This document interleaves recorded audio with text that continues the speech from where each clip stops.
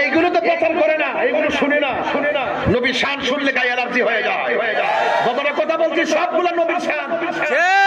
রাসূল চাদর পরে বসে আছে, আল্লাহ ইয়া মুহাম্মদ বলে ডাক দেয় নাই। আল্লাহ বলছে ইয়া আইয়ুহাল মুদাসসির, ও চাদরওয়ালা। রাসূল বসে আছেন কম্বল পরে, রাসূল আল্লাহ ইয়া মুহাম্মদ বলে ডাক দেয় নাই।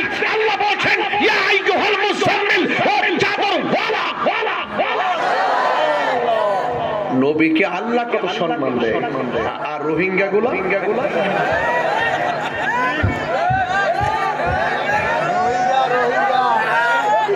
এই বাটপার গুলো বাংলাদেশটা সহ্য করতে পারে না। নবীর শান